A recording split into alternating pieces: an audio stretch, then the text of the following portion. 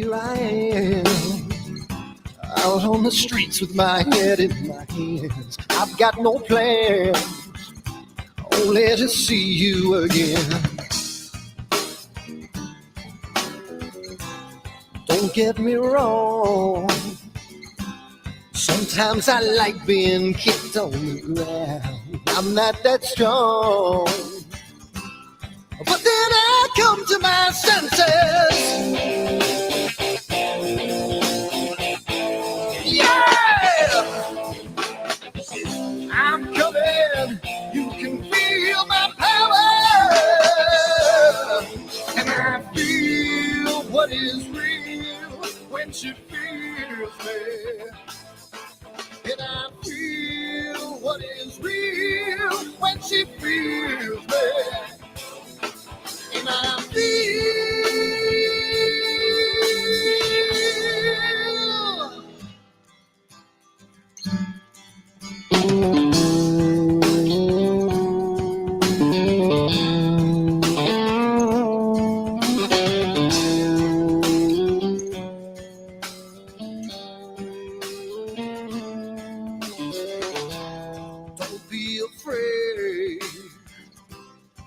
to that man with the scar on his face. It's a charade. It's just the way you've been living. Yeah! I'm coming. You can feel my power. And I feel what is real when she feels it. And I feel what is real when she feels me. Yeah.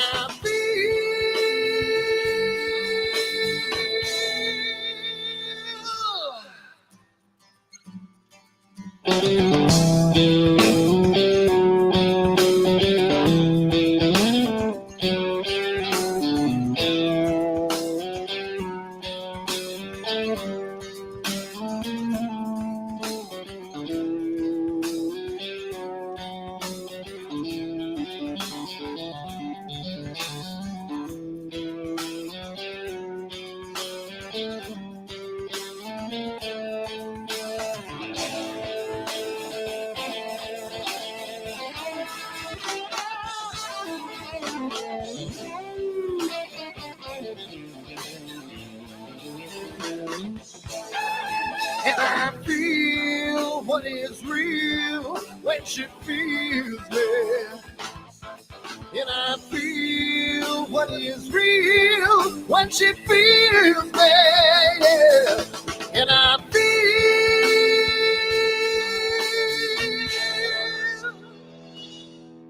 And I feel what is real when she feels me.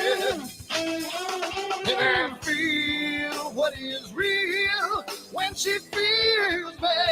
Yeah. And I feel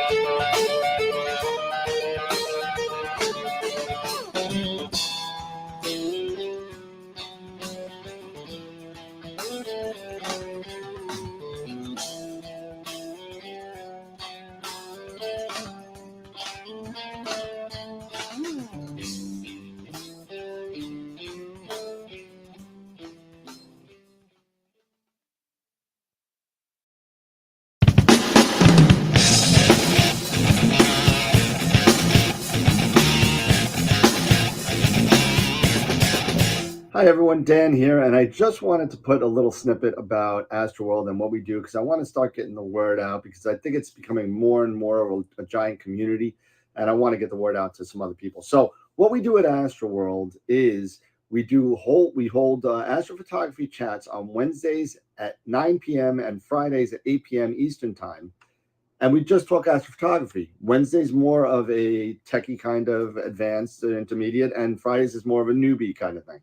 So if you want to check us out, want to hang out with some semi-decent people that like to go off the rails a little bit and have fun while they're doing it, come check us out at AstroWorldWeb.com, and you can check out the schedule, sign up for all the free giveaways that we do. We just gave away an Eagle Pro, an Optilong filter kit, Charles Bracken signs books, and a whole bunch of other stuff. So come to AstroWorldWeb.com, hang out with us, have a good time. As always, remember to keep imaging.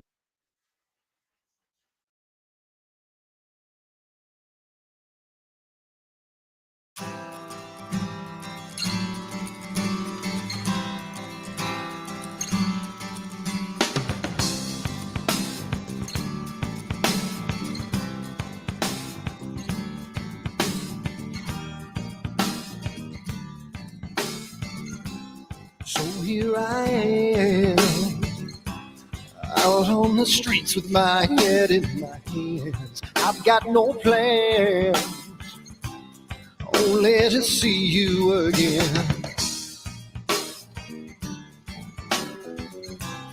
Don't get me wrong, sometimes I like being kicked on the ground. I'm not that strong, but then I come to my senses. Yeah! I'm coming, you can feel my power.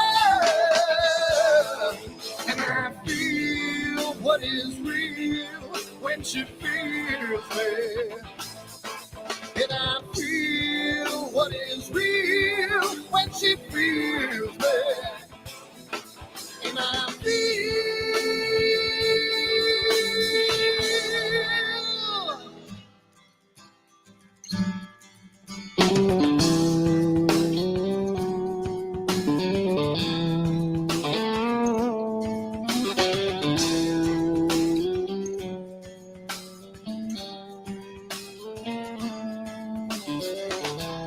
don't be afraid. Don't do that man with the scar on his face. It's a charade. It's just the way you've been living. Yeah! I'm coming. You can feel my power. And I feel what is real when she feels me. And I feel what is real when she feels me, yeah. And I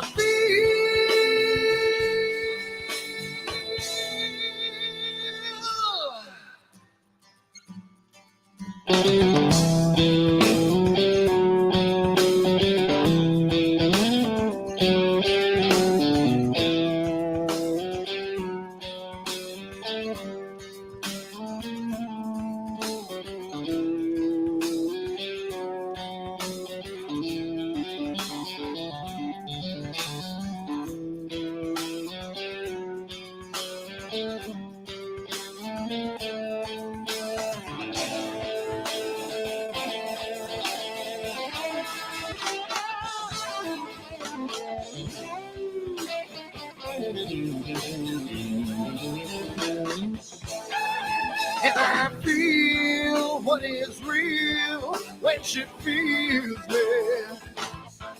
And I feel what is real when she feels me. Yeah. And I feel.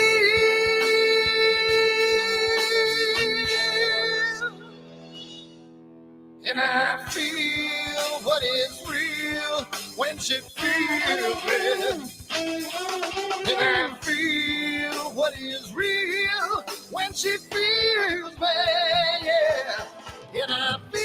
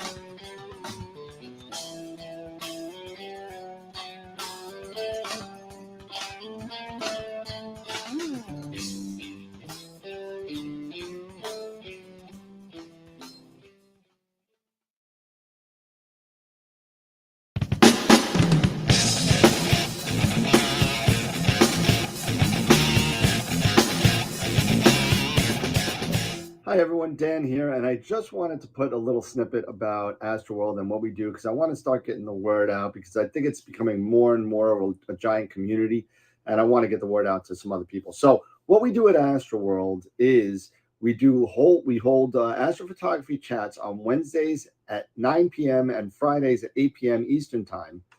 And we just talk astrophotography. Wednesday's more of a techie kind of advanced intermediate, and Fridays is more of a newbie kind of thing. So if you want to check us out, and if you want to, hang out with some semi-decent people that like to go off the rails a little bit and have fun while they're doing it, come check us out at astroworldweb.com, and you can check out the schedule, and you can sign up for all the free giveaways that we do. We just gave away an Eagle 4 Pro, an Optolong filter kit, Charles Brackenstein's books, and a whole bunch of other stuff. So come to astroworldweb.com, hang out with us, have a good time, and as always, remember to keep imaging, keep educating, and clear skies. And I'll see you soon. Bye-bye.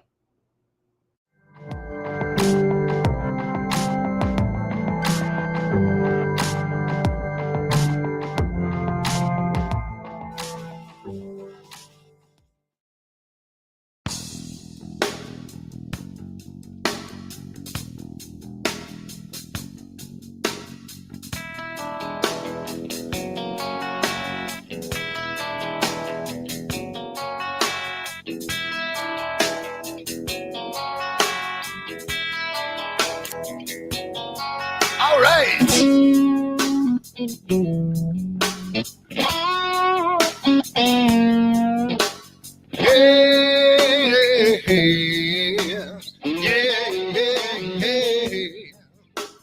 Where did my color go? Got your head in the sand.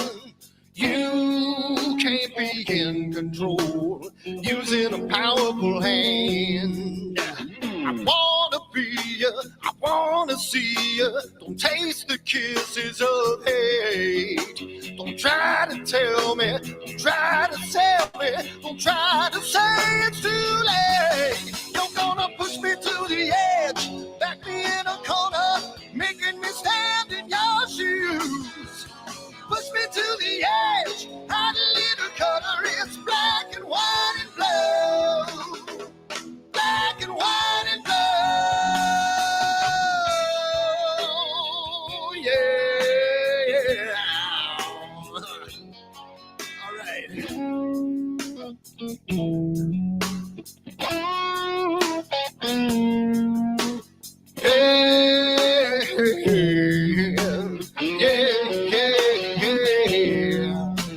Cat learns to ring a bell. Rat gets free from the maze.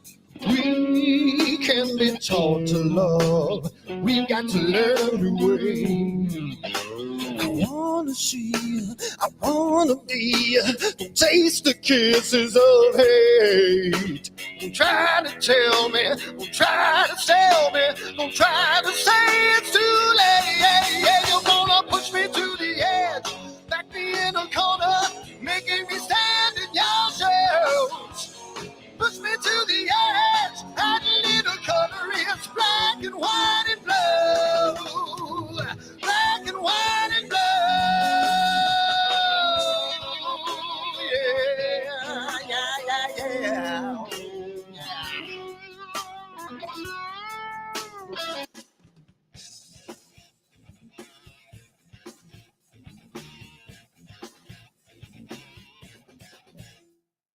Yeah.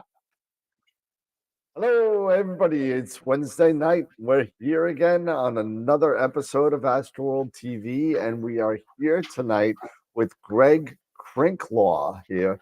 And should I introduce you as Skyhound or Sky Tools or Yeah, both. Okay, well, good because you know why? Because I put both on your title, so when your title comes up, it says Greg Crinklaw, Skyhound, and Sky Tools. There you go. All right. So, Greg, we usually do sponsors, and we do have some sponsors on the show, but unfortunately, my PowerPoint is not loading up tonight for some reason, so we won't be going into that. You usually get about 5 minutes of relaxation and just listening in the background, but we don't have that tonight. So we're gonna get on into it. For those of you that don't know Greg, Greg, why don't you give us a little background on and what you do and a little bit about yourself. Okay. Well, I'm trained as a professional astronomer. I've got I did a bachelor's degree in astronomy, which is unusual, observational astronomy, but it gave me a really good grounding. I mean, as an amateur astronomer, to just go into that, as a kid, I was an amateur astronomer. To go into that was just awesome. And then I got a master's degree in astronomy, and then I went off to get my PhD, and that turned into a disaster. So I ended up getting a master's degree in astrophysics. And then after that, I went and I worked for a NASA Mars mission. Excuse me. And I was an image processing engineer for the camera. And so the thread of my career was cameras, detectors, astronomy, all the background in astronomy. So, I can go through a database and fix it pretty easily because I understand what everything means, that sort of thing. So all that stuff came together. They put me in charge of writing the planning software for the department when I was a student. Wow. So I got this penchant for planning, and I just sort of took all of that and rolled it up into my software, which I started in. I started working on the first parts of it in 1996. Okay. Long time ago. Yeah. Wow. But now it's two products, SkyTools Visual and SkyTools Imaging, and I'm going to be talking about SkyTools Imaging tonight. Awesome. Nice. Yeah, because I know I actually I've been a user of SkyTools, like I told you, so for quite a while. I actually bought a copy of it from somebody in my astronomy group. I think it was when 3 first came out, and I bought it from somebody, and I've been using it. And I think I told you that's how I got my Astronomical League Messier pin, because I was able to use the observation, because it was only an observational program and planetarium program at that point.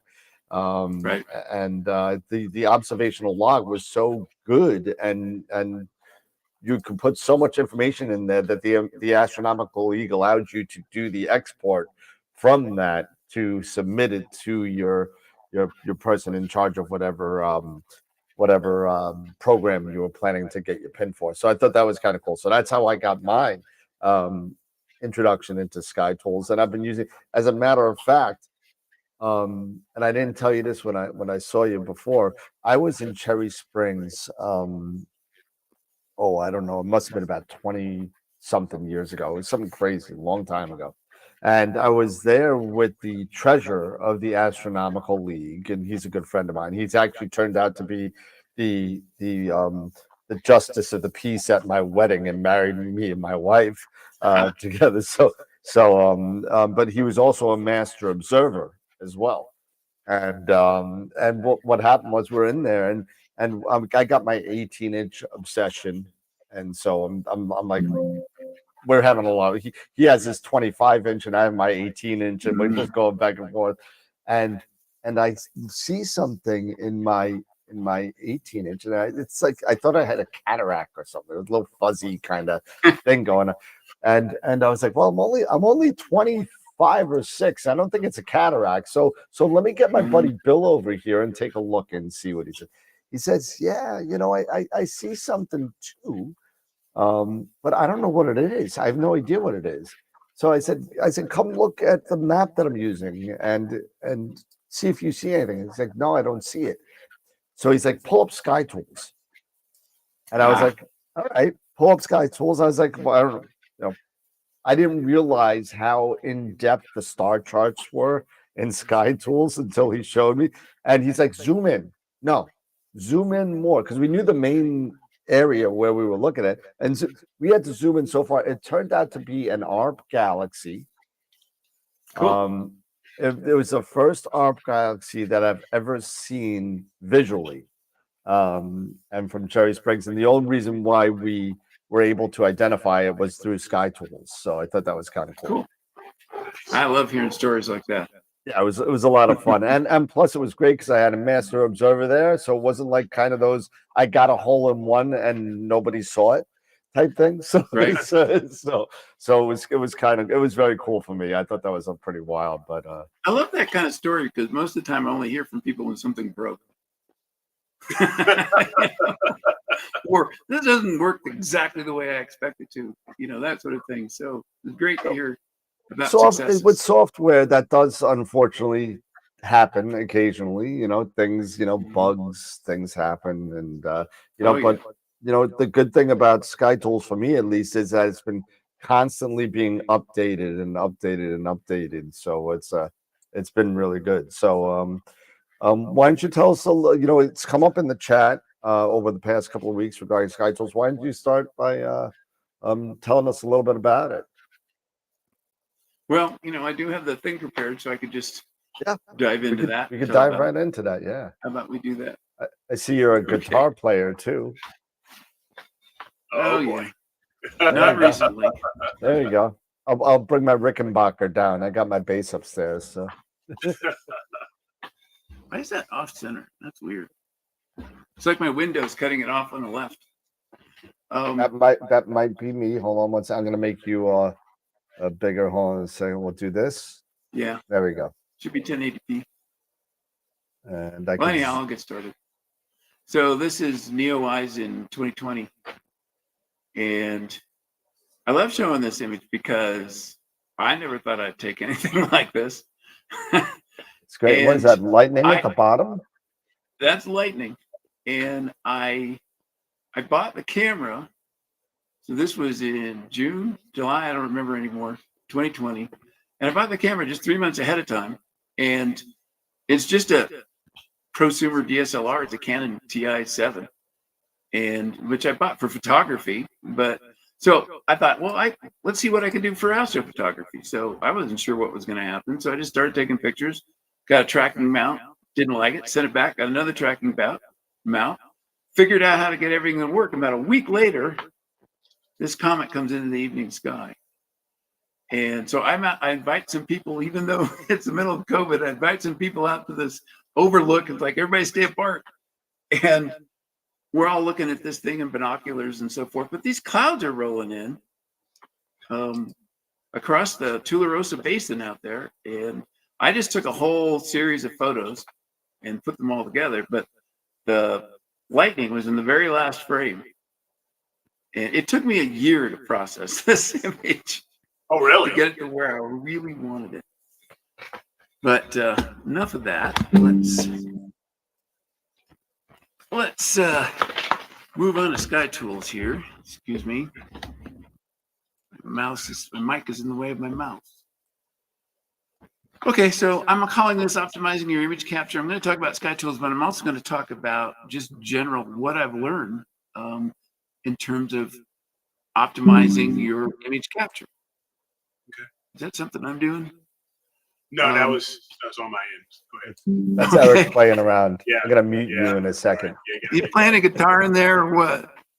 The Windows mistake guitar. That's what it is.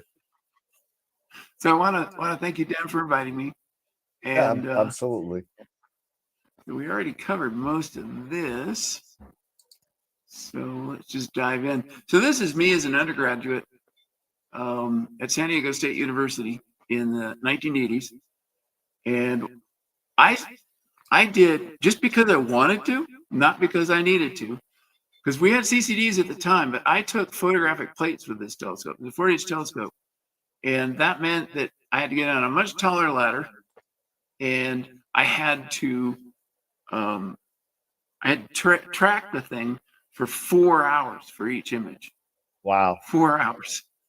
So hanging off the side of that telescope in the dark. But when you're young, what the heck? Exactly. But one of the things I noticed back then was, everybody knew the longer you expose, the better the image, unless something bad happened. And you know what the funny thing is? We're going to come back to that in a little bit. So then we have the CCD revolution, blah, blah, blah, blah, blah. Actually, we'd already had it. And then more recently, we've got the CMOS cameras. And people keep saying things, not so much anymore, but when they first came out, you'd read things on cloudy nights. Mail. Oh, wow, apparently I have mail. You'd read things on cloudy nights about how the low read noise would get you X and Y. And I'm going to talk about that a little bit tonight, and what that low read noise of a CMOS camera actually buys you. And I can tell you that my intuition is still that longer exposures are better. So this is what SkyTools looks like. It's still kind of cut off for some reason. It's actually good on YouTube. It looks okay. good. Yeah. So this is the scheduler. Most people open SkyTools and they see the target selection tool and they think that's the software. But a lot of the real magic happens here on the scheduler. But you have to choose targets, create an imaging project which defines exactly what you want to achieve and how you want to do it, what filters you want to use, and all that kind of stuff, what your exposure times are, and what your exposure goals are for each filter. And then, oh, there you go. Well, maybe. I gotcha. Then you can put that into the scheduler. So the scheduler is really important, but it's not something that happens until you're sort of farther down. So what role does SkyTools play? Well, the first thing is planning. And that takes several forms, but one of them is just finding targets that are going to look good in your imaging system. Because as you're going to see in a little bit, that's complicated, but SkyTools can actually answer that question pretty definitively as whether or not something's going to look good in your system, and also tell you how many hours of total exposure time you're going to need to make it look good. And if you go out there and you image for 5 hours in the S2 filter and you come back and there's nothing there after you stack it, that's kind of disappointing. And it's going to depend a lot on your image scale and so forth, because every imaging system is different. So your buddy next to you might have gotten some S2 signal, but you didn't. And that's because you have a different setup. And there are other things like your light pollution and so forth that comes into that. So if we had a model where we could model the whole imaging system and the sky and all that, and put that all together, then we could know ahead of time whether or not you're wasting your time. So what SkyTools basically does is it helps you select suitable targets, but determine the best time of night to image in each filter, and select the best sub-exposure time and gain setting. And then keep track of progress. If you've got a multiple night project, maybe you're going for 500 images or something, or 8 hours of imaging, well, you're gonna have to do that over multiple nights. And then when you're done, it creates sort of a searchable archive of what you've done. So those are things.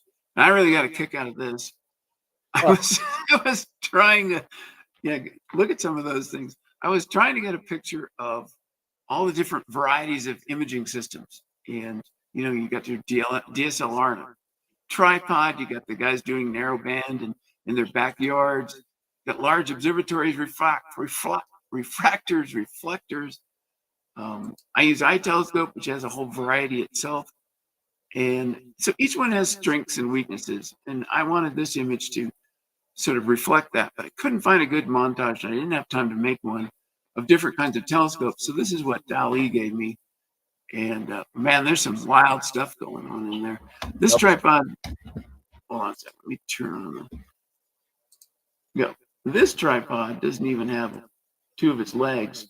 And then I don't know what's going on up there. And then like this one, I mean, what? I don't know what that is. Anyhow, wow. Okay. I'm having a problem. That's never happened before. Okay. So image scale, it turns out to be the most important thing. Aperture of your telescope, whatever, your image scale is going to determine how successful you are. Because there's this trade-off between the size of the object on your detector and how much light each pixel gets. So you want something big and beautiful that covers your whole detector, but maybe this is all you're going to get, some tiny little thing. And that's actually M33. if it only covers a few pixels, all the light from that thing gets shoved into those few pixels, and you get a lot of signal. That's great on each pixel. But then if you spread it out over the whole detector, then now each little pixel is not getting nearly as much light, even in the brighter spots. So you got to take that into account. And that's why image scale is so important. So what you want is an image scale for your system with your amount of light pollution that allows you to get enough signal that you'll get a good image, but you also want it big enough that it'll look nice. And there are obvious targets out there. Everyone knows them. I go out and I look up the sky and I see M42 and I stand there and think, I wonder how many people are imaging it right now. A lot. Right? A lot. So one of my goals of the software is to help people find other targets, different targets. So the way that works is I use a scientific model of your imaging system and the atmosphere and all that stuff so that I can predict how much signal you're going to get on that detector. And here's the signal from a star versus wavelength. You can see that at different wavelengths, it's different brightness. Here's a emission line source. So here's your S2 line. Here's your H alpha. Here's your O3. There's some H beta in there. Over here is where we generally image. We don't usually go out that far. And you can see that sometimes the S2 is much brighter than the H alpha. Sometimes the O3 is almost not there. So if you know what those emission lines are, you can estimate how much signal you're going to get in each of those filters. So if you're doing narrowband imaging. Now, the problem with that is that there's no data for that. Well, there is for planetary nebulae, okay? Many supernova remnants, not all of them, but your standard variety H2 region, even M42, there's no data. So it's very hard to know how bright it is in H alpha versus O3 or S2. So I have a program where I just going out and I'm measuring them. As my training as an astronomer, I can do that. It is not easy, but I can do that. And that's about to come to fruition. I'm about to add a ton of new objects that have measured emission lines. And that's going to take this from that nebula I wanted to do, maybe it's the Cone Nebula or whatever. It's going to give me kind of an idea what I'm going to get. But then after this comes through, it's going to give you a very accurate idea of what you're going to get. And so it goes from some of the worst data in our database to the best data. I think that's pretty cool. So it comes through the atmosphere, some of the light gets scattered and absorbed. So the atmosphere kind of leaves a fingerprint on the light as it goes through. Then it goes through the telescope optics. That leaves a fingerprint. One thing I discovered in doing all this is if you own a reflector, clean your mirror. Clean it again. Clean it as often as you can. People on cloudy nights will be talking about all these little things that have this tiny effect on how much light they're getting. And that signal determines the signal noise ratio, which determines the quality of your image. How much signal you get is critical, but you can throw away 30, 40% of your signal if your mirror is dirty. Yep. And I won't even get into the whole thing of what happens over time with a commercial coating. That's a question you're not allowed to ask. Yeah. No, nobody wants to talk about that. No, but yeah, especially the people who put the commercial coatings on the mirrors. Yep. I've tried to ask, and they'll just stop talking to me. So the next thing to do is it goes through your filter, and so this is always wavelength at the bottom here. So anything out here just gets cut off, and anything in between here gets passed through to the detector. Oh, and this is just an example. This is from the software. This black line is this person's green filter. Notice how detailed it is. And then their broadband green. And then this is the H alpha, the S2, and the O3s over here. So you can sort of see which ones you're going to get in that broadband green filter. You're just going to get some O2, and you're not even going to get all of it, just half of the O2. And then it gets to the detector. And this is the quantum efficiency of this detector. I forget which one it is, but it's a modern CMOS camera. In fact, I think it was really expensive, like $15,000 or something like that. And this is wavelength again. So your O3 line's right about in here. Wow, you're going to get lots of signal. But when you get over here to your H alpha line, you're only getting 60% of the signal. So that's the kind of thing you want to take into account in the model so you can predict what you're going to get. So this thing is going to love O3, but it's not going to like H alpha that much. So the other side of this equation is the noise. It's sort of the easier part. There's just two main sources of noise these days, and the first is readout noise, and that happens every time you read out the detector. So the more times you read out the detector, the more noise you add. But since you're stacking all those together, you can beat down that noise. Then there's the sky noise, and that scales with the length of the sub-exposure time. So the longer you expose, the more noise you get. And of course, stacking reduces both types of noise. But if you stop and think about it, readout noise is sort of telling you that we want to go with longer exposures because you won't be reading out the camera as much. The sky noise wants you to go with shorter exposures. So they're sort of fighting each other. And the idea of an optimal exposure time came out of this, but we're going to talk about that now. So let's talk about the signal to noise ratio, because that's what SkyTools works on. That's what it uses to determine the quality of your image. And the thing about that is that it's just the straight ratio between the signal and the amount of noise. And the more signal you have, the more it'll drown out the noise. So good looking astrophotos are usually about having lots of signal. That's why the bright things always look good. And you want to beat down the noise as much as possible. And you can do that by stacking and stacking and stacking. So the signal noise ratio is a way of telling you sort of the quality of your image. So signal noise ratio of 4 up here, and this is just from a menu in the software. You can see it's going to be really noisy, and it's going to be hard to tell if there's anything even there that's marginally detectable. But you get up to around 20, you can take that noise out. So you can use AI noise canceling software. You can pretty much get rid of that noise at 20. So I shoot for 20 as an acceptable picture quality minimum, but then you can get better, 30, and of course you get up to 100 and it looks pretty smooth. But if you look at an image, there's the bright parts and the medium bright parts and the faint parts and the really faint parts. And so you get less and less signal for each of those. So the signal to noise ratio goes down and down and down and down. That's why when you're processing your images, it's that faint stuff out in the edges that has the most noise in it, because that's where your signal to noise ratio is lowest. So you want to take into account what part of that nebula you're actually trying to image. You know, when in your final image, which part are you going to shove down below the sky level and just make black because it's too noisy? And which part are you going to keep? And this is what I was talking about earlier, just blown up, the marginally detectable, acceptable, and very high picture quality. Signal noise ratio of 4, 20, and 60. Greg, before we go further, we do have a couple of questions in the chat already. Okay.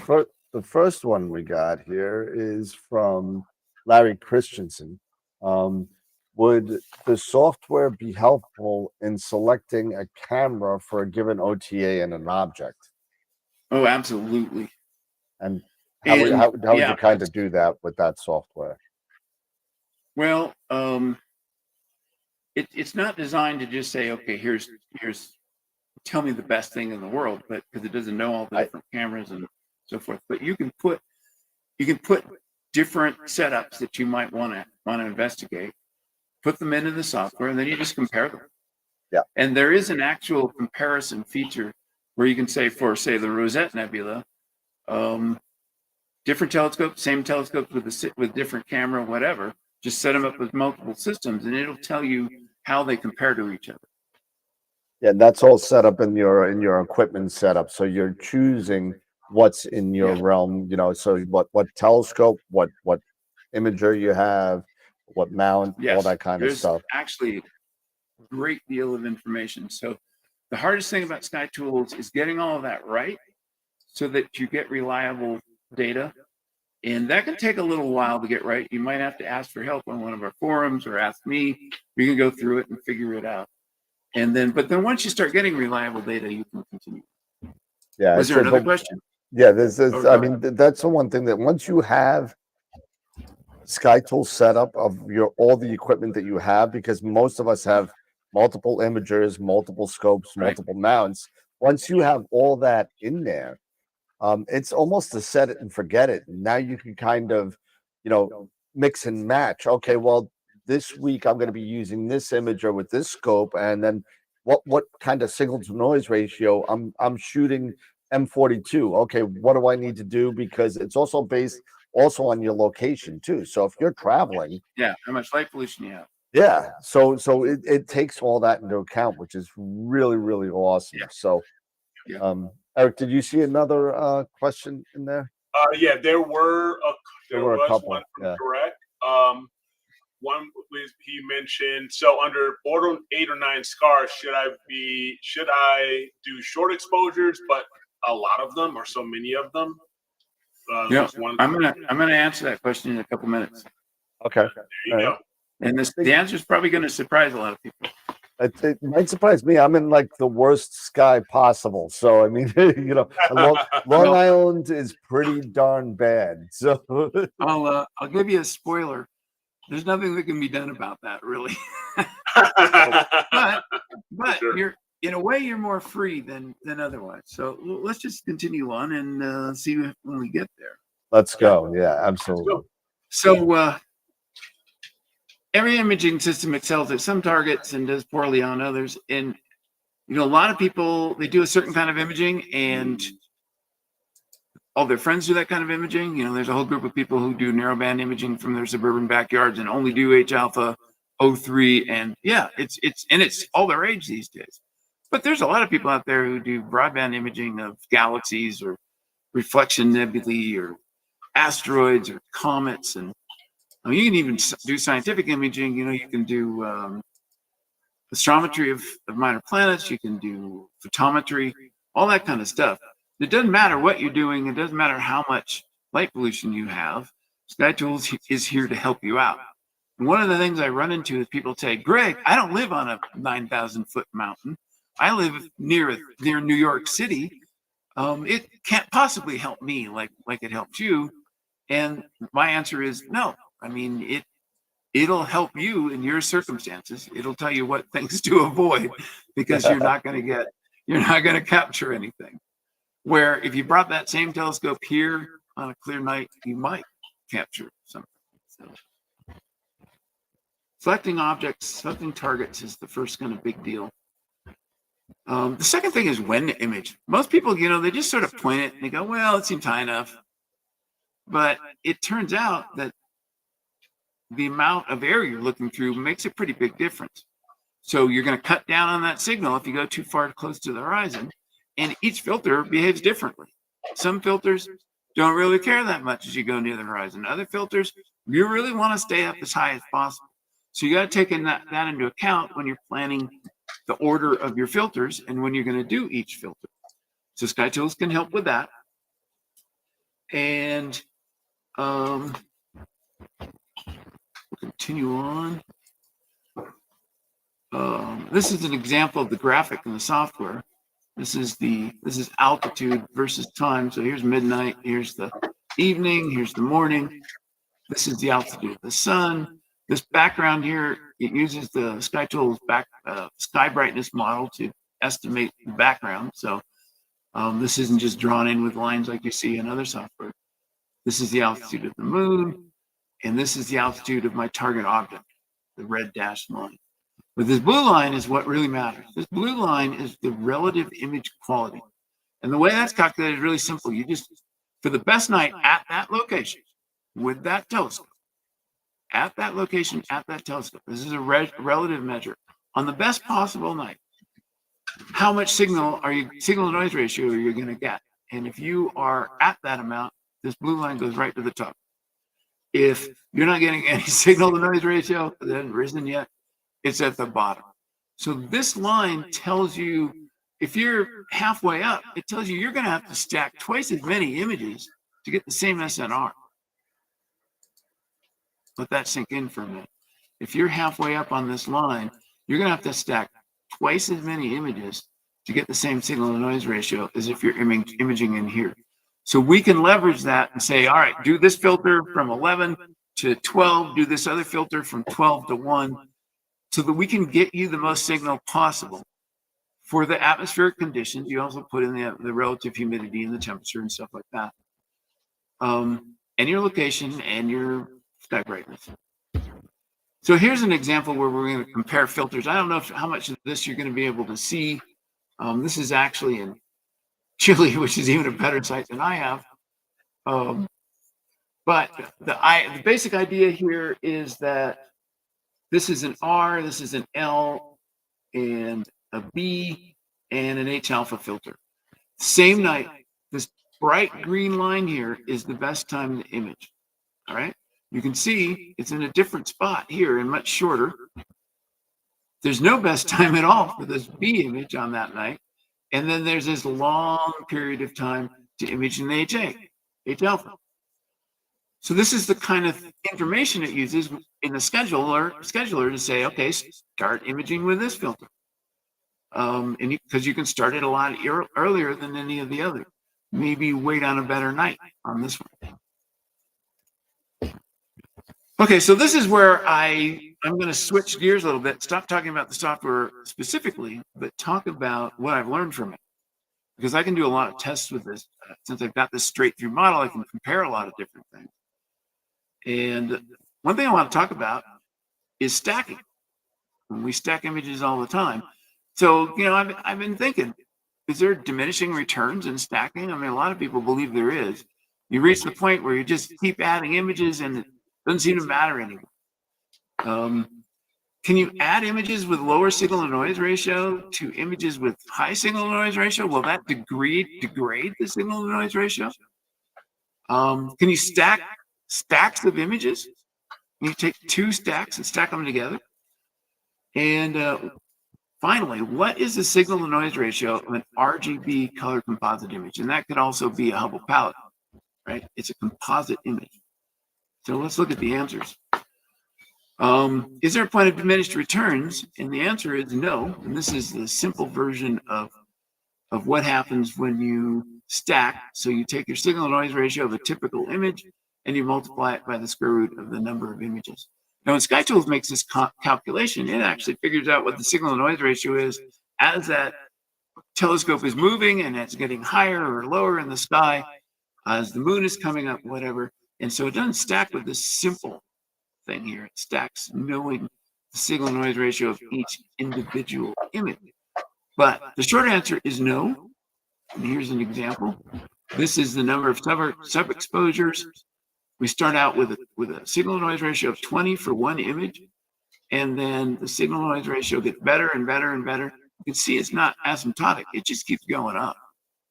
You're going to get most of your improvement back down here in the first 100, but it's still improving quite a bit. So you can always do better, no matter what. You can always get more images, and you always get a better picture. That was the first question. I've got formulas here. They're just there to show that I maybe know what I'm talking about, hopefully. You don't need to, if you're a math phobe, don't really care. They're just there to back up what I'm going to tell you. Oops, sorry. So this is the formula for stacking individual images like SkyTools does. So this is the signal to noise ratio of image 1, signal to noise ratio of image 2, 3, and 4. So you square them, each of them, add them together, and then take the square root.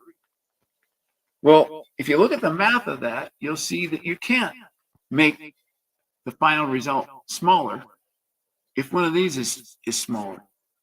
So you can go right ahead and stack low quality, low signal to noise ratio images with all the other images, and you can't hurt it. You can't harm the signal noise ratio.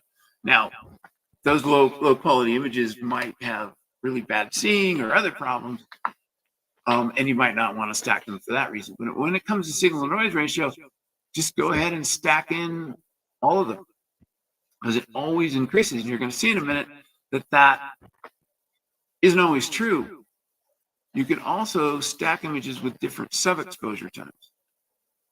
So let's say you've got some with 300-second subs, you've got some with 180-second subs. Go right ahead and stack them together, because in the end, it all comes out. That's what the math says. Yep. Mm-hmm. Yep. Should you stack image stacks? Well, here's a simple example. And the answer is the math is the same. So the math tells us it doesn't matter. If you got 100 images and you stack 50 of them and stack the other 50 and then stack those stacks together, you'll get the same result. I mean, barring, practical issues, as if you stacked all 100 of them. All right, so what is the signal noise ratio of an RGB color composite? And this works for Hubble palette as well. And you can see this is the formula, and it's different. It's 1 over the squares of 1 over the signal noise ratio. And that's actually pretty ugly. This is telling us something we don't want. So what this is the signal noise ratio of your red image, and you take 1 over that, so you're going to get a smaller number, and then you square it. It's going to make it even smaller. So what happens is if one of these is small, it's usually your blue filter, then, or maybe it's your S2. It brings the whole thing down. It hurts the final signal to noise ratio, unlike the previous stacking in a single color, with a single image. So you want to make sure you've got as much signal to noise ratio as you can in the images you have that you're putting together. Now, there's lots of tricks to sort of try to get around that. It's true with anything. But that's what you want to do. And SkyTools can help with that. Do we want to take any questions at this point? Are there any? I'm going to move on to sub-exposure. Yeah, there was briefly one from Tarek. Can we stack from different setups or from different imaging systems? Probably, if they're not too different. And the problem is going to be the image scale, right? Right. You're going to one of them's going to have to be stretched, made bigger or smaller. Yeah, you'd have to solve them. That's not going to work. Yeah, you'd have to solve them to each other and register them to each other, and then usually people use the smallest, highest resolved image first, and then your wider field gets kind of placed on top of that to make that smaller picture more resolved. So yes, you can do it. I've never done it personally. I know me and Ron were talking about it the other day, Ron Breacher. And yes, it is possible to do with two different. As a matter of fact, Ron just stacked one of his C14 images with his TAC 106. So you can do it. So if you want to know more about it, hit me up on the other side and I can get the information from Ron. The problems you run into have to do with the image scale, not the signal to noise ratio. And I haven't done the math, but I'd say off the top of my head, it's not going to really matter. No, it'll work. All right, sub-exposure time. Things are going to get a little weird here. I claim I have a good answer for sub-exposure times. How do you pick the best sub-exposure time? And people have been asking that forever. Really? And here's the answer. Longer sub-exposure times are always better. Now, I've got an asterisk on that, except when they're not. And we're going to talk about that in a minute. This isn't going to surprise anybody, except that it really is that simple. Because there's no such thing as an optimum sub-exposure time. You've heard people talk about optimum sub-exposure times, and they talk about sky-limited exposures. That doesn't actually work. Okay. Or put it more accurately, it works, but not quite the way people think it does. And we'll get to that in a minute. So I've got this, I did some testing. I used this beautiful telescope in Chile, and I used this wonderful planetary nebula. And I wanted to make sure all these numbers that I'm throwing out here made sense. So I went out and I got some actual data. And on the left side, we're going to see a closer image of this in a minute. On the left side is 20 60-second exposures. So this is short exposures, and this is 2 600-second exposures. So they're both 20 minutes. This is 20 minutes with short exposure, 20 minutes with long exposures. Now, for reasons of the test I was doing, I did this in moonlight. So it comes out to about a Bortle 4, even though it's in Chile, which, if you think about it, is kind of sad. But anyhow, I had the moon up, and I got a Bortle 4. This is sort of a close-up. I think you got some tracking errors there. More close than I thought it was going to be. But anyhow, they both look noisy, and you don't want to look at the faintest parts. Like here, you want to pick like a bright spot, or actually right in here is the best place to look. Except, yeah, so I guess we're comparing here and here. I actually measured the signal to noise ratio right in here and right in here, and there was a significant difference. The one with the shorter exposures was significantly worse. Right. Let's see. SkyTools predicted that the difference between the two, the signal to noise ratio would be 39% lower in this image for this signal level than it was in this image. And when I measured it, it came out to 44% lower. Okay. Which in my business is close enough. Yep, absolutely. But here, I said, except when it's not. And one of these images trail. One of the 2 600-second images, that mount wasn't good enough to keep tracking for 10 minutes. So this is what I mean by a practical sub-exposure time.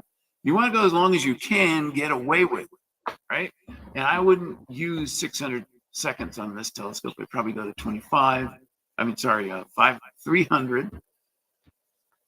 This is a new feature in SkyTools. It's called an exposure table. And it's kind of dense, but we'll go over it. This is for a luminance filter. And I've got all the targets in SkyTools are broken down into regions. So there's the brightest region, what I call the main extent. If you go back, the main extent, sort of brighter portion here. And then the faint region is in there. So that's the faint region. And then there's the very faint region. Very faint regions tend to be the same from object to object. And so here, what this is doing is this is signal to noise ratio across the top. So here's that signal to noise of 20 that I like to shoot for as my minimum. On the brightest regions, it'll take me 10 minutes to get to that. 10 minutes total exposure. On the main part, 40 minutes. On the faint part, 17 hours. And on the very faint part, 626. So this is Wow, that's the disappointment people have. I disappoint a lot of people. Now that very faint region, most people aren't ever going to see it. That's buried in the noise in the sky background. Yeah, I think we'll just go with the faint. I think I'm okay with the faint. Yeah. Because 626 hours in New York would probably be equal to about 7 years of imaging nights if I get every single night. So yeah. Remember, this was Bortle 4 too. So So multiply that by like a factor of 10 10 for New York. So that's 6,000 hours. So so you might get a signal noise ratio of 10. That's when you're going to need your noise exterminator or whatever for that faint part to really drive that noise down later. But this one down here is a really interesting table. You can see that, well, what it does is it takes the longest exposure, because it turned out when I started doing the numbers that was always the one that had the best signal to noise ratio.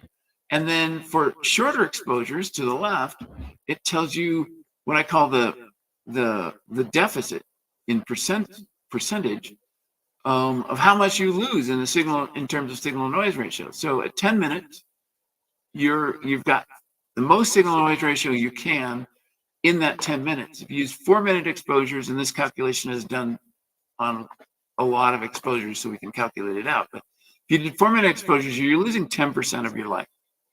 And if you do 30-second exposures, you're losing half of your light.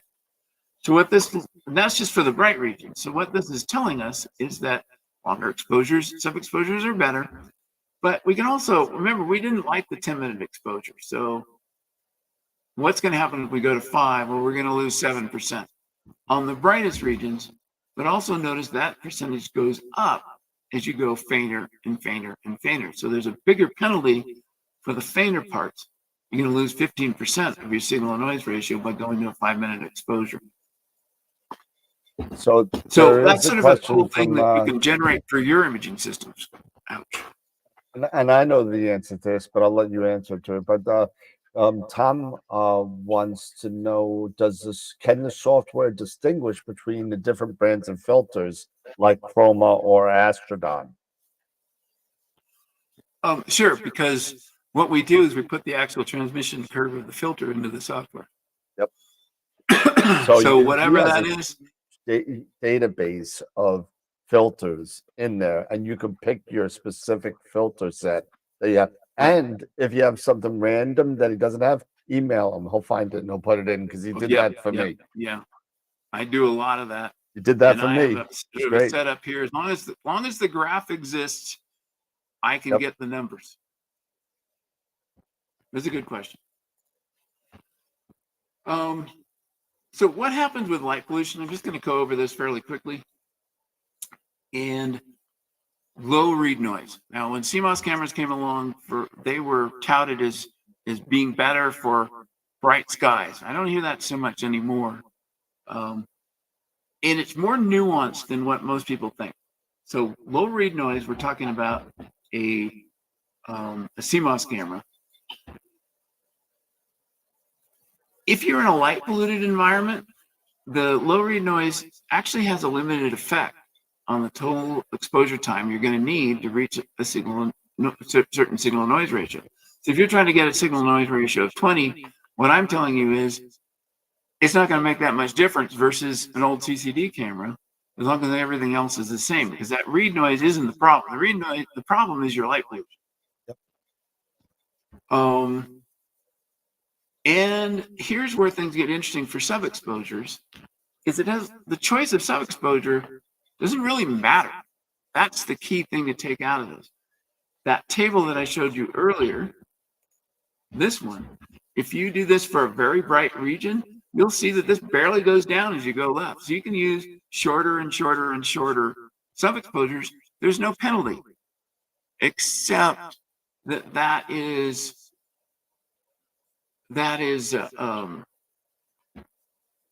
I can't think of the word, but anyhow, that's not really helpful, because what we're really saying is it's going to be really bad. It's just not going to get worse if you go to shorter exposure times. So you might as well use 1-minute sub-exposures or 30-second sub-exposures under a bright sky, because going to longer exposures won't help. That's really what I'm saying. And not only that, but you run into the practical situation where your signal gets so high combined with the light pollution that it saturates the detector, right? Yep. So you have to do shorter sub-exposures. But it's not as simple as what most people have been thinking. It's more just kind of a side effect of imaging under a bright sky and not using a narrowband filter or not using a light pollution filter. I have a really quick question. Sure. If you don't mind. If you go back to your previous slide, I did have a question regarding trying to understand the ideal exposure and the Glover. Oh, yeah. I need to take those out. Oh, okay. No, that was, I put this. don't This ignore is those, this is Eric. a talk I did last year. This was put in just for my reference, but that's a good question. There's two sub-exposure time calculators. You'll find ways of calculating your sub-exposure time, your optimum sub-exposure time. And the one that uses the ideal sub-exposure time, that's the most common one you see. That's in it's in various calculators on the web. It's also what SharpCap uses. Will tell you that the best sub-exposure time under these conditions is actually 55 minutes. And then in Glover, that's a different version, and it says 3 hours. Now, where did these numbers here come from? Well, when this person set up this telescope, they said, 10 minutes is a limit. In fact, they should have set it so that 5 minutes was the limit. That's the longest sub-exposure time I can do with this telescope. 30 seconds is the shortest I'm ever going to do. So that's where these numbers come from. That's why there's ranges from 10 minutes to 30. You decide that ahead of time. That's up to you. Did I answer your question? Yeah, you did. Thank you. So you can see it's consistent. It is saying go even longer. But see, what these numbers don't tell you is how much additional impact going to a 55-minute sub-exposure is going to have going over a 10. And the answer is almost none. Right.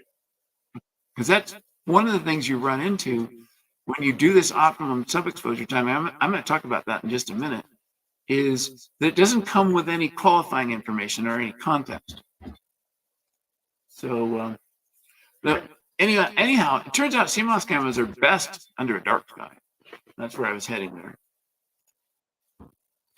So here's what I was just talking about: the sky limited sub-exposure. I'm sure you guys have heard about that. The idea is that there's this optimal balance between the read noise and the sky noise, and you can find this sort of sweet spot. It turns out that sweet spot doesn't actually exist. What that sweet spot actually represents is your lower limit. So let's say you do that calculation and it says that your sky limited exposure time is 5 minutes. We'll say 2 minutes. Okay, 2 minutes. What that means is don't do a 1 minute exposure. But a 3 minute is fine. It's a lower limit, is what I'm saying here. A 5 minute would be fine. Of course, practically, the people who are worried about being sky limited are the people who live with the bright sky, and practically they can't do the longer sub-exposure time. So it all still works. But when it's presented a little sideways. So I wanted to clear that up. It really is a myth. There's no optimum time. It just gets better the longer you go, which takes us back to what I said at the beginning. The best sub-exposure time is the longest you can get away with. And if you've got a really bright sky and you can't go for more than a minute without everything just blowing up, then that's the longest you can get away with. And here's some other things: tracking errors. We just saw that. Satellites, airplanes, cosmic rays. You know, I used to do those 4 hour exposures way back, just on that project I was doing. We didn't have nearly as much bad stuff happening in the sky back then. I don't think it would work today. Something Blame would that have on come the along. Elon. Yeah. Something would have come along. And, you know, there's also wind, animal attacks, accidental bumps, all that kind of stuff. You don't want to be exposing for 10 minutes and have it ruined. That's a bad thing. So you decide what your maximum sub-exposure time is, but you don't need to worry about any of the others. Just go with the maximum you can do. You don't have to worry about shorter sub-exposures. Just go with the maximum you can do. That's what I'm saying. There's this other thing that seldom ever gets talked about, and that's idle time. Especially if you're dithering, people don't think about that, but you can spend a lot of time not exposing. Yep, sure. And the shorter your sub-exposure time, the more time you're spending not exposing. So that's another reason to go for longer subs. So in a given 4 hour period, maybe it's that one night this month is going to be clear. You're going to gather a lot more photons, get a lot more signal, get a lot more done on your project if you use the longest exposure times you can. And maybe dither as little as possible. if that's your aim. If you've got as much time as you want in the world and you're just going to get the best images in the end, then dither all you want and just know it's going to take a lot longer to reach the same quality. So once again, longest practical. So the sort of the last thing I want to talk about is the optimum gain selection for CMOS cameras. Now, I'll admit that when the CMOS cameras started coming out with different gains,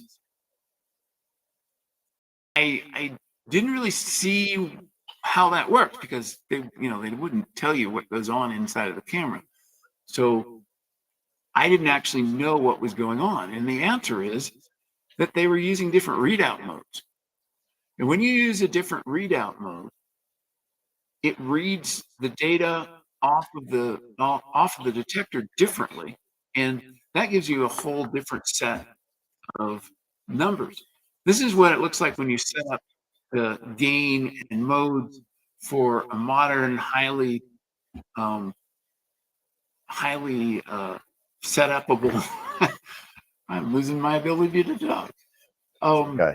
For a very complicated camera. In fact, there's a similar camera to this. I think this was the ZWO, or it's the other way around. Anyhow, one of them, they use the same detector, but one of them has all these different gain and mode settings, and the other one just has a limited number of gain and mode settings, because a lot of these aren't really that useful.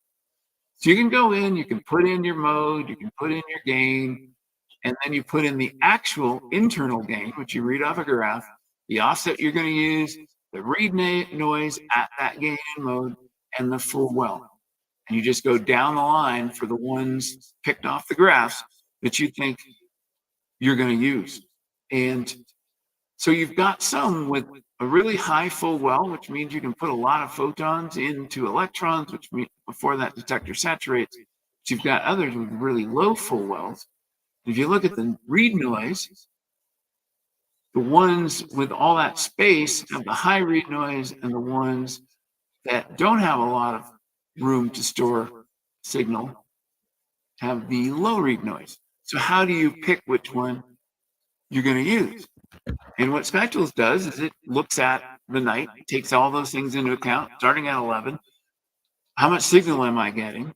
And it says, okay, for the brightest parts of this nebula, is that going to saturate? Is that going to clip? And it just tries every single gain and mode that you put in. So it would go through and just check each of these. It's also trying multiple sub-exposure times. And then it picks the combination of sub-exposure time and gain that gave you the most signal-to-noise ratio on your raw single exposure, which you're going to stack without saturating. So that's the game you play there, and it's a lot easier if you can let SkyTools figure that out for you, because otherwise you're just going to probably pick one and end up just going with that. That's what most people do. So how do you fix it if there's saturation, and maybe there's even a bright star in the image? You can go to a lower sub-exposure time, or you can change the CMOS mode to one of those up here with a higher full well. But as I said, SkyTools can figure that out for you. You might have to intervene if there's some bright stars in there. If you're taking an image of M44 or something, then you might want to limit that to a shorter exposure. So anyhow, why does it matter? Well, okay, look at this HST image here. You got this sort of bright white spot in there.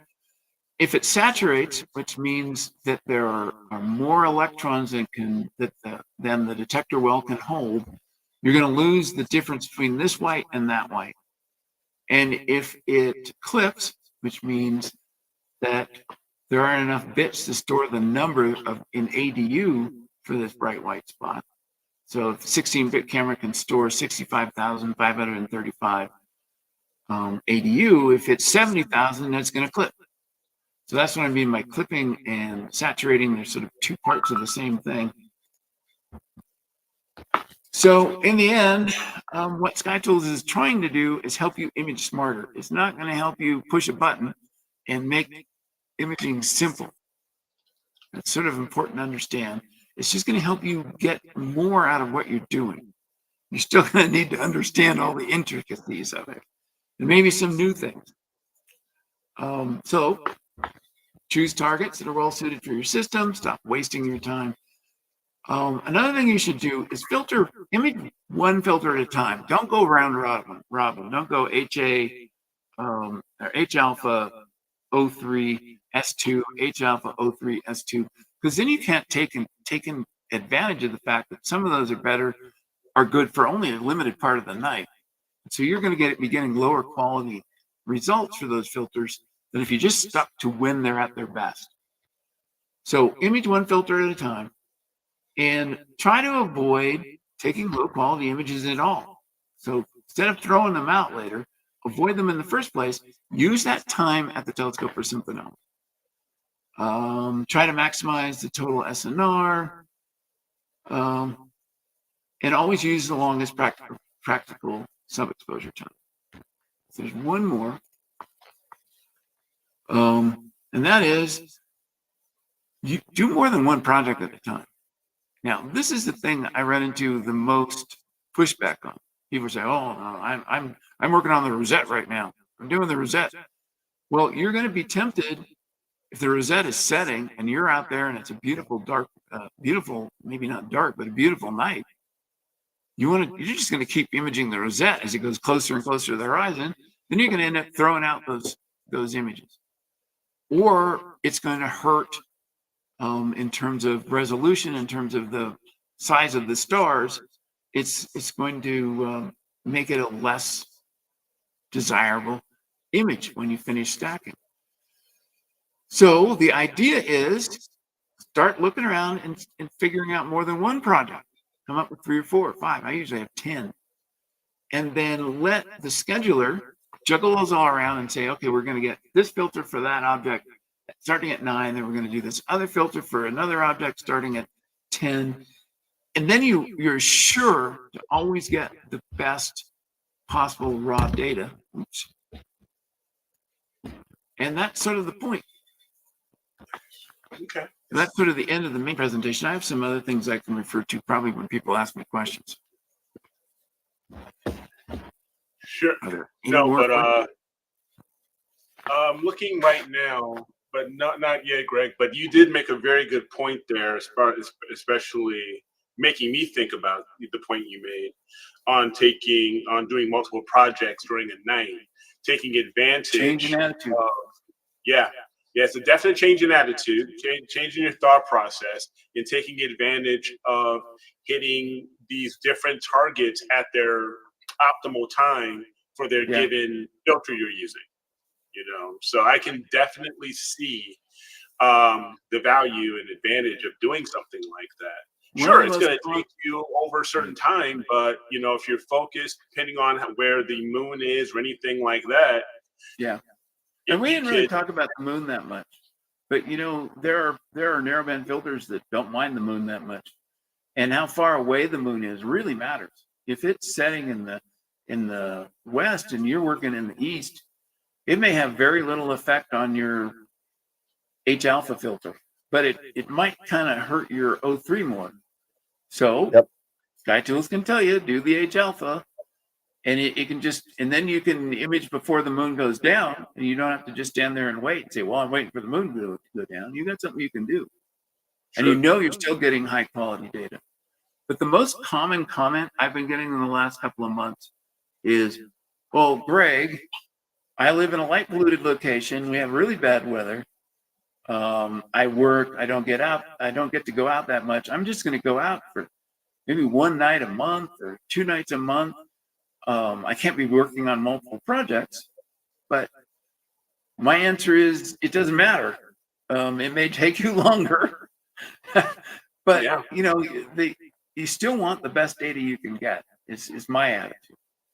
Yeah, absolutely. So if I bought Sky Tools, what should I have to do if I'm a new person, new user? What is there anything to kind of like a quick start? What should I do first in order to get it rolling? Yeah, the help system has some things about getting started, and the I'm making videos. There's some videos out there already. I'm about to just sort of go into a couple of weeks where I'm just making constant videos once I get this project I'm working on right now. So there's going to be a lot of tutorials coming out that cover particularly the new tools. And setting up is really important to get right. That dialogue I showed there with all the different gain settings could be pretty intimidating. It's going to be nice to have a tutorial out there that people will take people step by step. Say, this is this other thing. This is how you read it off the graph. It'll be okay. And then just put the data in. Or hopefully you can borrow the data from somebody else, or it's already there in the software. Josh had a quick question. Does this app, is this also, is SkyTools Mac compatible? Or is it just Windows compatible? It's just Windows, but I've got a lot of customers who use it with an emulator. Oh, you're using it with an emulator. There you go. Yeah. And all the emulators work. Some are better than others, but that's really a factor of the emulators. And, there's things about whether or not you have to have a Windows license and all that stuff. But if you look into them, you'll find the right one for you. Sure. You also mentioned when you're entering in the data for your respective cameras, the different gains and everything like that, the different full well depths. Do you utilize a particular piece of software? For example, I may use SharpCap to do a sensor analysis. Does SkyTools have something like that, or do you recommend something that you may use? Okay, very good. To get that information. Put those numbers into SkyTools, and you will have it customized for your detector. Easy enough. So, yeah, that's good to know. Yeah. A lot of people have SkyTools. You may not have SkyTools, but you may have SharpCap already, and this will be a good incentive, to get this information and put this in there. So for sure. Yep. Because the better information you have, the better. I should probably mention a couple things about the software. It does more than what I talked about tonight. It's a fully functional program with charts, and I think it has the best databases there are, because I've used the fact that I'm an astronomer to combine multiple databases into single databases. Like, say, for planetary nebulae, there's a bunch of different planetary nebula databases. Some have better data for one thing, and others have better data for the others. I just draw all that best data in and put it in a single database. And there's a lot of fixing that goes on behind the scenes because especially if people think that a bright thing like M42 or an NGC object, that those are really well known, but a lot of times it's the other way around. These bright, obvious things, astronomers don't really study that kind of a thing, or it's too bright for their telescope or whatever.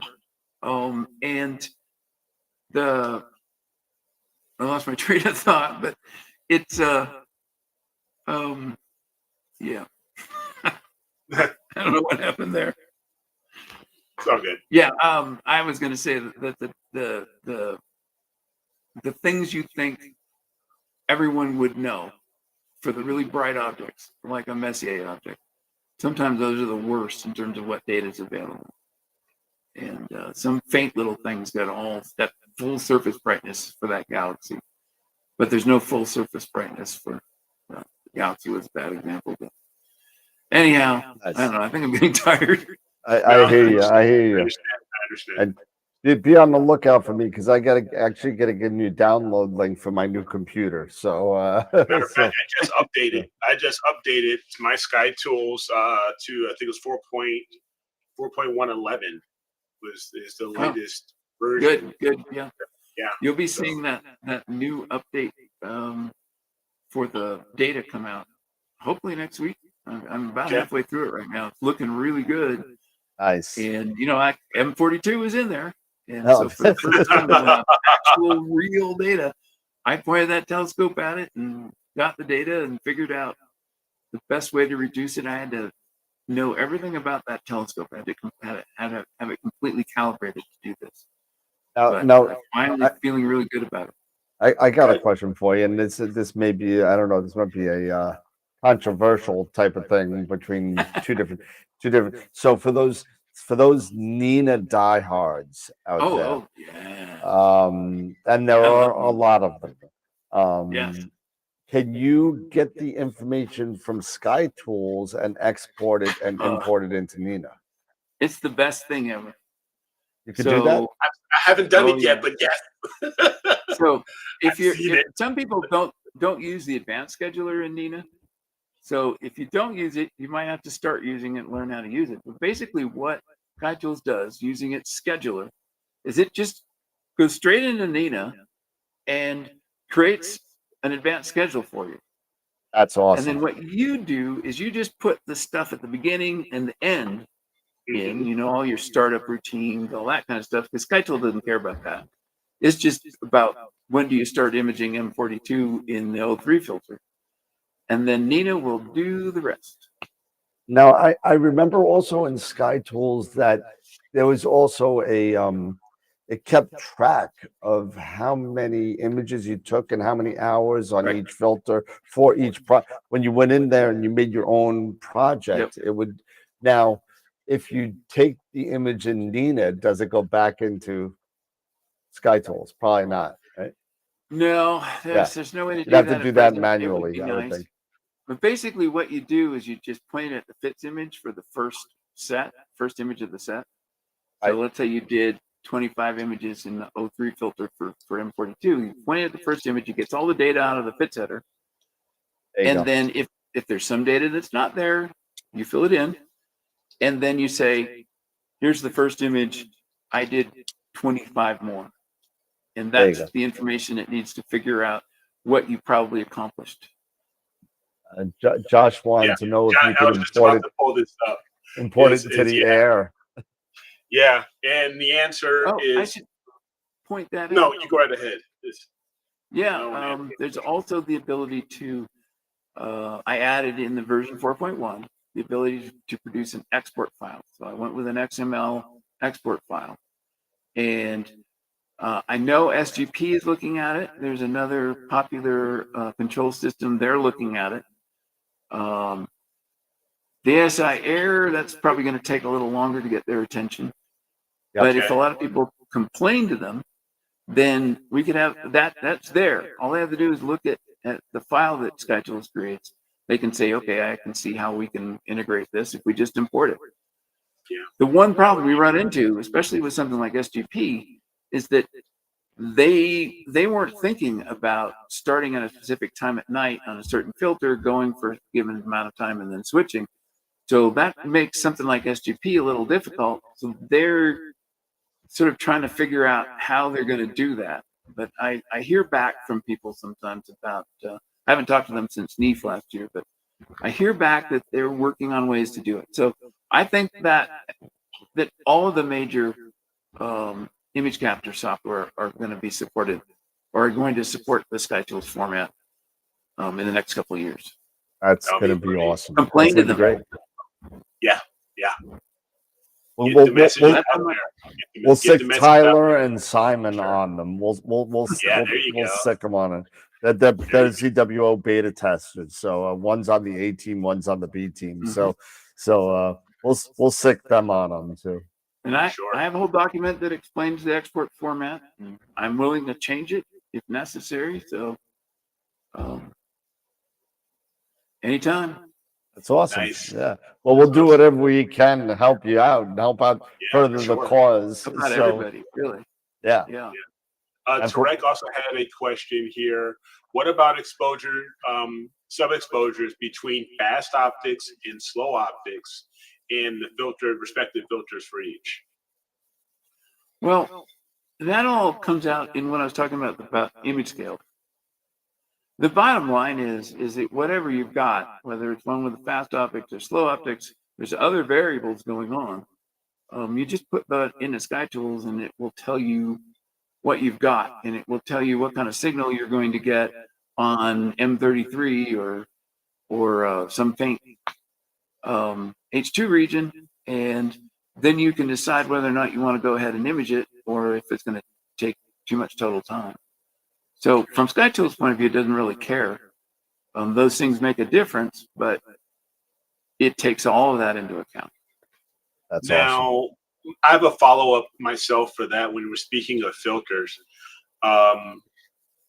With the newer filters that have been coming out, especially for one-shot color cameras, these multi-band filters, Yep.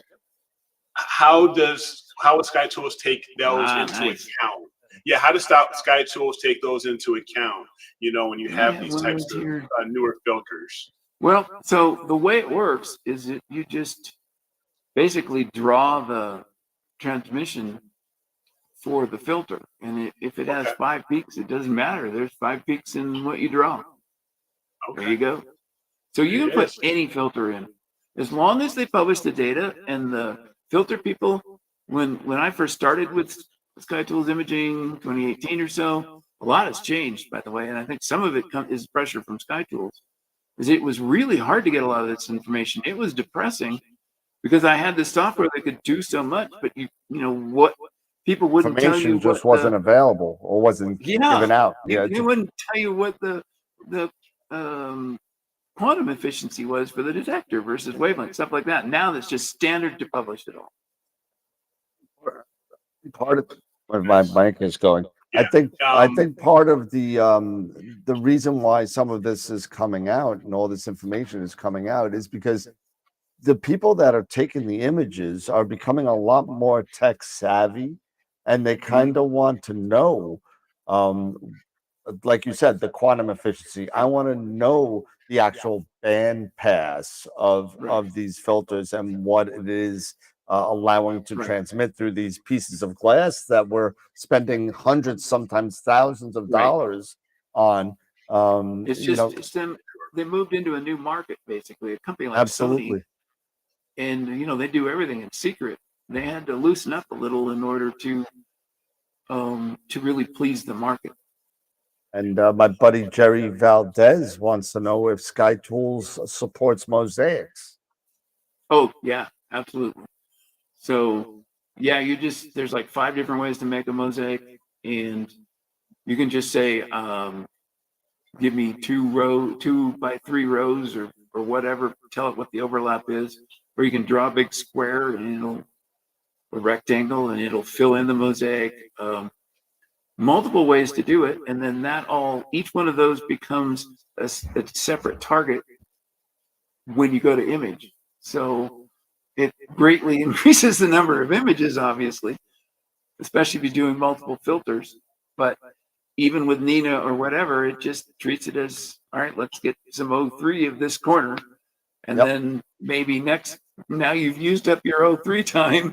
So maybe tomorrow night, you're going to get another corner. And sadly, that's just the way it's going to work. Yep. But if you want the best data, and I think having the best raw data gets you the best final result. For sure. Nice. Looking to see, I don't see any other questions. Nothing in there. At the moment. But I see, you know, with Sky Tools, I've got Sky Tools opened up right now on my other screen, and I'm going through a lot of the things that you were showing, like the smart project builder. That's pretty really, cool. really cool. Once you learn how to use it, it's awesome. It changes everything, really. Yeah, and that's one of the things that's going to be my learnings. And I'm sure you've mentioned you have a lot of YouTube videos already for Sky Tools imaging that for people to get started when they're just getting introduced to Sky Tools. So that's great. And like you said, you're going to be making quite a few more in the future. Yes, because I don't have anything for the smart project builder, and there's been the software's kind of changed over the years, and a couple of the videos were really meant for beta testers, and it's kind of a mess. I mean, the information is all there, but it's a little out of date, and I want to make my next project is a consistent set of good, high quality tutorials that's well thought out, that just take you from step by step by step by step through the software. So this is the smart project builder that you were talking about.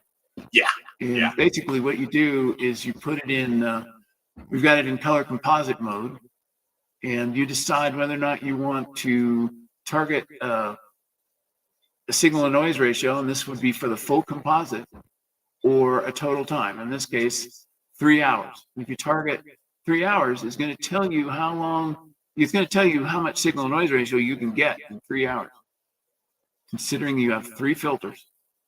So then it gives you all the different possibilities. This is 2 times binning. I usually set that to 1, but so the 2 times binning you're going to get more signal, but this is suggesting 120 minutes in the blue, 33 minutes in the red, 27 minutes in the blue. So the total time is going to be 180 minutes, and you'll end up with a signal to noise ratio of 100. And as you go down, so you get lower and lower. You can scroll this window down. It'll start showing things like Hubble palette if there's narrowband filters. So you just scroll it down until you find what you want, and you say, well, I've only got 4 hours. Is that worth doing? And oh, look, the signal to noise ratio is going to be 10. Yeah. Maybe not. Yeah. Or so I either have to add more time or find a different option. Sure. But this will tell you the final answer for the color composite, which I haven't really seen anywhere else. Well, actually, I haven't seen any of this stuff anywhere else. Tell you the truth. Yeah. Tarek also had another question. What about SkyTool and calibration frames, such as darks, dark flats, and biases? Do you do any? Does SkyTools have any of that in that? No, it's software? That's image processing, and SkyTools is about image capture. So the assumption is you've done that and you've done it well. You've got a good calibration, darks and flats if they're necessary. Not all kinds of imaging need flats. I don't use them for like my DSLR, for instance. I think what he means, and I could be reading it wrong, is the SkyTools have settings to make sure that that they could say this is a flat, this is a dark, this is a light, and acquire those darks. Oh, you mean like in Nina? Yeah, so something like that. Well, you're talking about acquiring images. So that all fits in the way I see it is there's your startup routine, your imaging, and your shutdown routine, and that would go in the startup or the shutdown that you would add. So what you might need an hour for that. So what you would do is you would tell SkyTools you can't start until an hour later, and it will start the actual imaging portion at that time, and maybe quit when you need to go home. Got it. And it'll just schedule for that section, and then you build all that other stuff out. The way people were doing it when we were beta testing is they had a template that had all that stuff in it, their darks, their flats, all that other stuff, and then they would just drag and drop what SkyTools produced into the template. Nice. And then go out and observe. Another question was, how often does from MX Quattro, how often does it update or SkyTools update comet data? Oh. So you might want to check out my comet chasing page, and comets are a big deal for me. And I both observe them visually, and I image them, and I have a YouTube channel, the Comet Chasing YouTube channel, which I started just last summer. It's already got over 10,000 views, and it's 400 subscribers. Weird mix there, but you can get that from my comet chasing page. So comets are really important to me, and I set out to solve the problem of what is it that determines whether or not you can see a comet in the telescope in the eyepiece. And that took me down this long road because people think, oh, it's magnitude 7. They all look the same. That magnitude doesn't really tell you anything of views. Not at all. It sort of gets you in the same ballpark, but the first time I went out to observe a bunch of comets, I thought, this is cool. This was like in the late 90s. And I had this giant telescope and a whole list of comets, and the faintest ones were 16th magnitude. I could easily see 18th magnitude stars. I could only see half of those comets.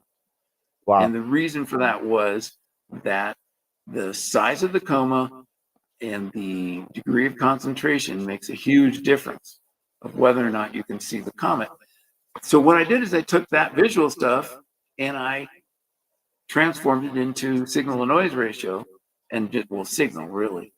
And so I have all of that for imaging. So I can predict the signal noise ratio of the center of that comet, of the main part of the comet, the faint parts of the comet, just like I can for a nebula. Wow. Wow. Tarek wants to know, can you use Sky Tools for solar and planetary as well? Yeah, that's something that's sort of fallen off a little bit. The original version of SkyTools Imaging handled all that, but I get very little feedback. Very few people seem to be using SkyTools for that. So in version 4.1, I sort of skipped that stuff for things like the Smart Project Builder. So yes and no. I mean, it is there, and it turns out, for let's say you're imaging Jupiter or the sun, it's not about signal to noise ratio anymore. It's about resolution. Yeah. So you want to get it high in the skies to get the highest resolution. But of course, you can get it as low as you want if you're at the point where your telescope optics are messing things up more than the sky is, more than the scene. So it's helpful to know how far down to the horizon you can go before you start losing detail. So it does stuff like that. But it's a very different world. I notice also within, like I build my targets area and stuff like that, and it does tell you certain parameters of when a target is the best time to image that target, say February or whether. Right. Speaking of the planetary and solar, would it do the same for that as far as Yes. give you a particular time of year or something like that? Okay. Absolutely. Yeah, that basic kind of stuff is all there for planets. Okay. And as well as the planning. It's just you're not going to see it in the Smart Project Builder. Sure. But I'm not sure you need it for the Smart Project Builder. So yeah, I think most of it is there. Okay. I haven't used that in a really long time, so it's all there. Okay. Nice. Nice. Awesome. Awesome. Well, I appreciate this, you coming on, Greg. Great. I mean, this is some great stuff. I hope hope everybody also. Yeah, no, absolutely. I hope we can have you come back on sometime in the future once you have updated, you have the updates out and your tutorials are done, because I know that's going to take a lot of your time, but perhaps you could come back once all those projects are done. Yeah. Maybe talk about something specific like comet imaging, something like that too. That would be great if we could do maybe in a couple, maybe after NEAF, maybe get together and talk about some pointed Sky Tools topics. Yeah, definitely. You've mentioned the smart project builder. I think that would be a great topic as well for sure. Right. People I think would appreciate. Right. Be awesome. All right. You got any more questions in the chat there, or? Tarek said he's got no more questions. Thank you for answering them all. Yeah. So great presentation. So again, great presentation. I've even learned, quite a bit just from, this brief time that we've had you on. So this is really good. Cool. All right. So, I don't want to keep Greg too long. Yeah. So Greg, again, 2 hours later for you guys. Yeah, it's almost 11 o'clock for me. So, but I'm used to this. And speaking of which, just a little spoiler: we're looking at changing the AstroWorld schedule slightly, a little bit, starting in March. And so more to come on that. Nothing drastic. Don't worry, we're not cutting down the amount of shows for all you diehard AstroWorld maniacs out there. But we might think about changing the time a tad. So yes, a tad. So I could get some sleep. I'm getting cranky in my old age. So I was gonna go out and look at a comet tonight. Oh, there you go. Yeah. Well, it's too late now. It's no. Awesome. Oh boy. I mean, Greg, again, thank you so much for coming on. It's been a really enlightening night with you, and it's been a pleasure actually meeting you after all the. I mean, I was looking back at my emails all the way back to 2015. I found one from you. Really? Yeah. Yep. Right. I found one in 2015. Then it was like I was asking you about and Leah filters. No, wait, it wasn't in the. It was that was 2018. That was the 2018 email. But I mean, I got emails from you going back and forth about and Leah for a while because I had them for a while. I said, "You got to put them in. You got to put them in." I'm getting to it. They're gonna be there. Don't worry about it. So. Yeah, there's a lot of filters out there these days. I It's know. good times for images. Now you got, like Eric was talking about, you got the duals, the tris, the quads. I mean, it's so many different type of manufacturers out there that you got from ZWO to chromas. I mean, it's like it's out of control. The amount of people and the amount of filters that actually people use, and it's amazing Filters that and you get on. cameras. Yeah, totally. It's out of control. But I guess it's what, it's 10:37. And I know it's kind of late, and Yeah, sorry, that was kind of long.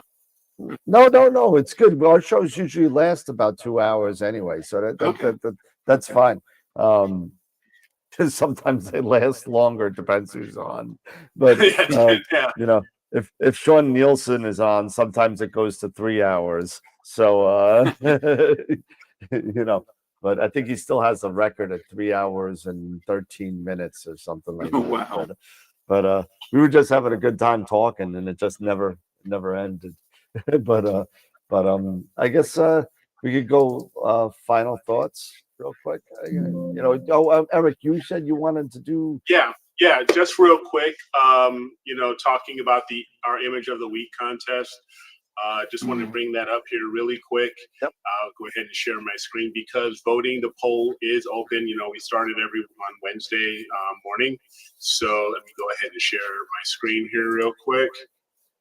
Let me get something real quick. Okay, so again, for everybody, I'm sure everybody knows the link by now, or the URL, astroworldweb.com/IOTW. Last image of the week winner for February 9th. Congrats again to Tom Peter for his horse head and flame image. And for the upcoming contest for the 16th, the polls are already open, and they opened up this morning at 8. They close on Friday night at 9 p.m. Eastern. And up for consideration we have right now is NGC 2232 by Chris Friedrichsen. We have the Rosette Nebula, which is a 4-panel mosaic by Jim. Buddy Jim. Yep. We have the Jellyfish Nebula by Dave Schaefer, IC 443. And this was kind of cool after my mention of this in the last constellation chat. Kimball's Cascade and the Open Cluster NGC 1502 by Norm Hughes. Nice. I always love that. The colors of the stars in Kimball's Cascade is just amazing. So it's a really great asterism. And so far we just have 7 votes, but we have plenty of time for everybody. So again, if you haven't yet, don't forget to go to the website and choose your favorite for this week. All right, that's all I've got. Then so you diehards out there, that I know 30 or some of you have been waiting for the calendar.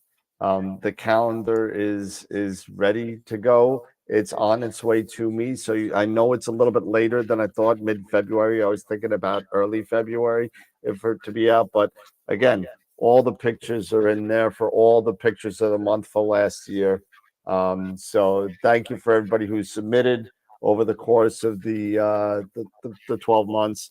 And this is a calendar, and it's still up for sale if you want one. I have 3. I bought 3 more. I could get as many more as I want. I think we sold 35 of them. So thank you for everybody that purchased a calendar. So I'm gonna have to get mine pretty quickly for my office. So yeah, I'm charging you double. You're late. yeah. But yeah, so Greg, we actually do, like Eric was talking, the picture of the week, and then we have a picture of the month, and then all the pictures of the month get nominated for picture of the year, and picture of the year for the 2024 calendar was this lovely picture of M45. That's awesome. So really nice job. He's in the chat. That's Tom Peter, who not only also had the picture of the year, but broke the record for the most pictures of the week at 7. So Wow. yeah, so that was pretty cool. The beat the last guy, Greg Meyer. He had 6 in 2023 calendar. But Yeah. So we have kind of an imaging competition going on between a few folks here. That's the picture for Tom Peter. That's all of his pictures that he won for picture of the week. And there's also if I remember right, there's also a tribute to a member that passed away last year. And honorable mention, because nobody voted for this picture for picture of the month. I was really surprised Nobody no one voted for it. I had to throw in the solar eclipse in there because you guys stink. You guys didn't vote for this. It's crazy. How do you not vote for a solar eclipse? What's wrong with you people? Anyway, but awesome. So thank you everybody for tuning in tonight. Thank you, Greg, for coming on and hanging out with us for the past 2 hours. And I'm gonna hold you to it. We're gonna get you back on to show a tutorial on a quick tutorial on the finer points of Sky Tools version. Whatever you want. Awesome. Yeah. Hey, never know. We can maybe you can maybe get in contact with Greg for AstroPalooza Threads. You never know. So this is so I do, well, Eric and I do Astropalooza, and usually it's been whatever day the Army Navy game is, we're gonna have it. So but it's usually the first Saturday in December is when we do it. We've done it for the past 2 years, and it's an 8 to 10 hour live show on YouTube with people that are presenting throughout the entire day. Last year we had Dylan O'Donnell, we had Trevor Jones, we had Sean Nielsen, all the masters of Pix Insight. We had Prima Luce Lab, we had Filippo was on from Italy. We had Scott Roberts. Right? Yeah, Dr. Sass from My Telescope made his second appearance along with Charles Bracken. So I mean, it was really a great time. The year before that, we had Amy Astro, Molly Wakeling, Nico Carver. We had a whole bunch of people. So it's a lot of fun. It's like they present for about 45 minutes. We have plenty of giveaways and it's just a lot of fun. So if you're interested, we'll have you on for that. You could be the second person I booked for that. So we'll talk about that though. We got 10 months for that. So I got some time to. We got time. But again, I'm good. Thank you so much again. Everybody, don't forget, I believe the 21st, who do we got? Bob Denny. I believe Bob Denny's coming on to talk about Ascom Alpaca on the 21st.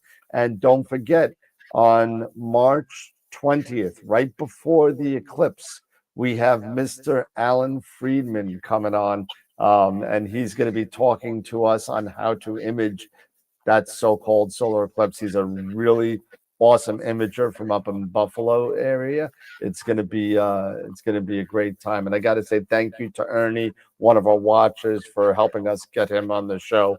So thank you for that. I got a couple of other things in the works in between now and then.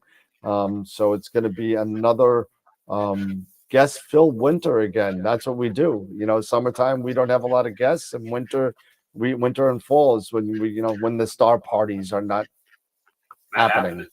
so thank you again, Craig.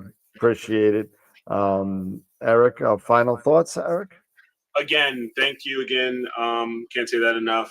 But if you like this show, you love the content, and you appreciated the content that Greg brought to it for tonight, and we're going to be having a lot more guests coming up, as Dan mentioned.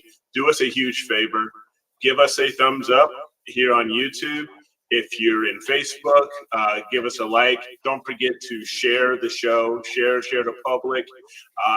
That like or that thumbs up, all it is, it costs you nothing. All it is just a click of the mouse.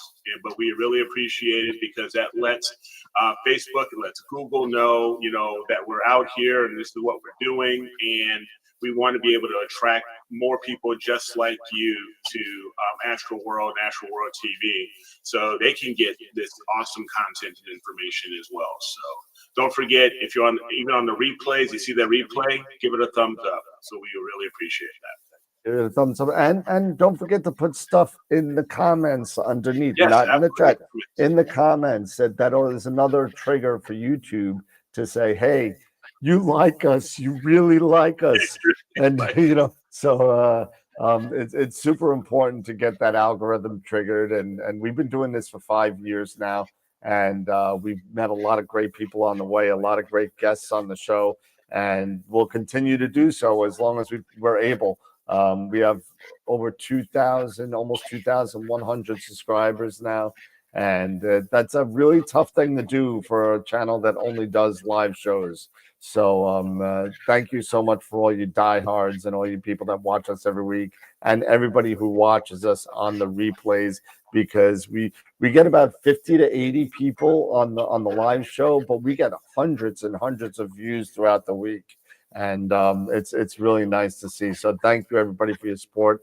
And thanks a lot. Appreciate it. Yeah, sure. Hey, everybody. Well, that's it for tonight. We'll be back on Friday for Constellation Night. And I didn't tell Eric which one he was doing. It's on the email. But I did put it up. And I think I got Canis Major, and you got, I don't know. I think I stayed in the seas. I forget what it was. So I'll let you know later. Or something? We'll What? find out. Well, cancer or something? We'll find No, out. I wouldn't be that kind to you. I'm going to give you something like Calum or something with nothing in it. That being said, again, thank you again, Greg. Appreciate everything. Everybody have a great night. Come back on Friday night to check us out at 8 p.m. Eastern for the beginner's night and the constellation overview. So thank you again, Greg. Have a great night, everybody. And remember, as always, to keep imaging, keep educating, and clear skies. And we'll see you Friday night. Have a good one, everybody. Have a great night.